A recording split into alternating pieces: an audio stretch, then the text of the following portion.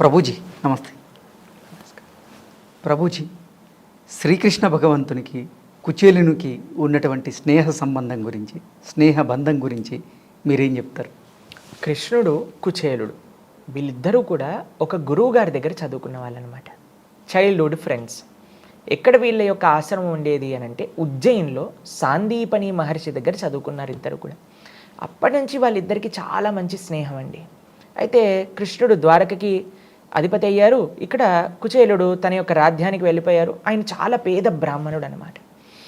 ఎంత బక్కగా అయిపోయారు ఆయన పేదరికం వల్ల అని అంటే, ఆయనను చూసి వాళ్ళ భార్య అనుకుంది, అయ్యా నీకు కృష్ణుడు అనే స్నేహితుడు ఉన్నాడు, ఆయన అంత గొప్ప పరివారంలో ఉన్నారు, నువ్వు వెళ్ళినప్పుడు ఆయన తప్పకుండా నీకు సహాయం చేస్తారు, దాంట్లో నువ్వు ఇంకొక క్వశ్చన్ నీకు రావాల్సిన అవసరం లేదు, కాబట్టి నీ కోసమైనా వెళ్ళి అడుగు నువ్వు కృష్ణుణ్ణి అని కుచేలుడి యొక్క భార్య కుచేలుడికి చెప్పిందనమాట.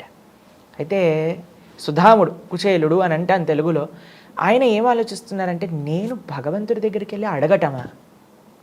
భక్తుడు ఎప్పుడు కూడా భగవంతుడిని అడగాలి అని అనుకోరండి. భక్తి అంటే భగవంతుని అడగటం కాదు, కేవలం భగవంతుడి యొక్క సేవ నేను ఎలా చేసుకోవాలి అని ఆలోచించటమే భక్తి.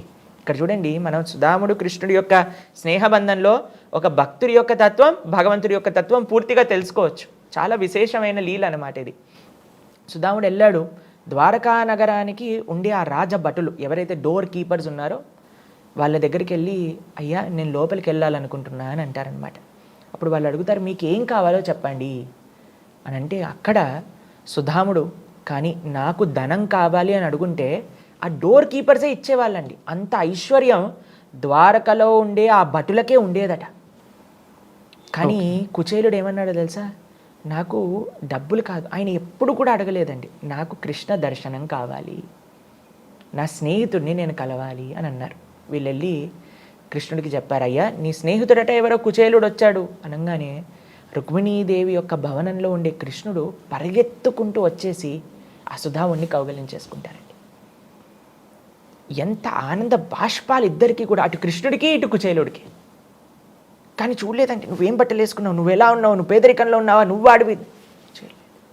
కృష్ణుడు ఎప్పుడూ చూడటం, కృష్ణుడికి ఎప్పుడూ కూడా ఇవి తారతమ్యం అనేది కృష్ణుడిలో మనస్తత్వం కాదండి. ఎవరినైనా సరే ఆయన రక్షించగలుగుతారు, ఎవరినైనా సరే ఆయన కృప చూపించగలుగుతారు. వెంటనే కౌగలించేసుకొని తీసుకొచ్చేసి తన యొక్క భవనంలో తాను కూర్చునే సింహాసనం పైన కూర్చోబెట్టేసి స్వయంగా తన పాదాలను ప్రక్షాళన చేశారనమాట కృష్ణుడు. పక్కన రుక్మిణీదేవి, సాక్షాత్తుగా లక్ష్మి, రాఘవత్వేద్ భవేత్ సీత రుక్మిణి కృష్ణ జన్మని అని అంటారనమాట. లక్ష్మీదేవి చామరం చేస్తూ ఉందన్నమాట సుధాముడికి పక్కన. అయితే వాళ్ళిద్దరూ కూడా ఒకరి పక్కన ఒకరు కూర్చొని మాట్లాడుకుంటూ ఉన్నారు. చిన్నప్పుడు మనం ఇలా చేసాం, గురువుగారి ఆశ్రమంలో ఇవి చదువుకున్నా, ఒకసారి మనం అరణ్యానికి వెళ్ళినప్పుడు ఒక పెద్ద తుఫాన్ వచ్చింది, అప్పుడు కూడా మనం ఇద్దరు చేతులు వదిలేకుండా ఇద్దరం అలానే పట్టుకొని గురువుగారి సేవ చేస్తామని అన్నీ కూడా మాట్లాడుకుంటూ ఉన్నారనమాట. అప్పుడు కృష్ణుడు అంటాడు, ధామ కుచేల, నాకు తెలుసు నువ్వు నా దగ్గరికి వచ్చేటప్పుడు ఒంటరి చేతులతో రావని, ఏం తెచ్చావు చూపి అని అంటే ఈయనకు సిగ్గనమాట. ఈయన అంత పేదరికంలో ఉండి అండి కృష్ణుడి దగ్గరికి వెళ్తున్నప్పుడు నేను ఏదన్నా తీసుకెళ్ళాలి అని మొత్తం ఇల్లు ఎత్తుకుతే ఆయనకు దొరికింది అటుకులు, ఎండిపోయిన అటుకులు.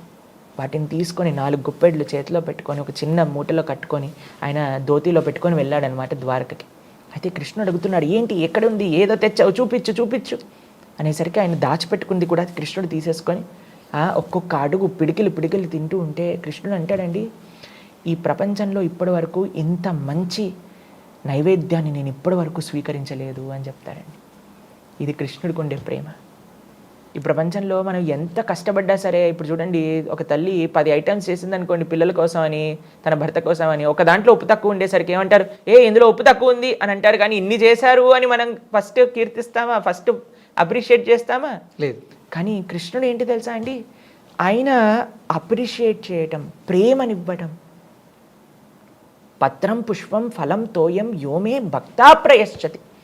భక్తితో భగవంతుడికి ఏమి సమర్పణ చేసినా సరే అంత ప్రేమగా, అంత చూసారా మీరు కృష్ణుడి యొక్క ఫోటో మీరు సుధాముడితో చూసారనుకోండి, అలా ఆనంద పుష్పాలు కారుతూ ఉంటాయన్నమాట కృష్ణుడికి. ఏం తెచ్చాడండి, ఎండిపోయిన అటుకులు. ఆయనకి లేవా అండి ద్వారకలో? ఎంత ఐశ్వర్యం ఉంది, అయినా సరే ఆయనకు కావాల్సింది ఏంటో తెలుసా, మన యొక్క ప్రేమ, భక్తి. ఈ భావన స్వామికి ప్రధానం. అయితే అలా అలా ఒక్కొక్క గోప్పడి తినేస్తూ ఉన్నారు. రుక్మిణీదేవి వచ్చి చేయబట్టేసుకుంటుందన్నమాట. ఏ కృష్ణ, ఏం చేస్తున్నావు నువ్వు? ఎండిపోయిన అటుకులు తింటే నీ కడుపు నొప్పి వచ్చేస్తుంది అంటే రుక్మిణీదేవి ఆపేస్తుంది అనమాట కృష్ణుని తినకుండా. కానీ ఇప్పుడు చూడండి, సుధాముడు ఒక్క కోరిక కూడా, ఆ రోజు రాత్రంతా ద్వారకలో ఉంటారు, ప్రొద్దున పూట వెళ్ళిపోతారు. కానీ కృష్ణుడిని ఒక్క విషయం కూడా అడగరు ఆయన.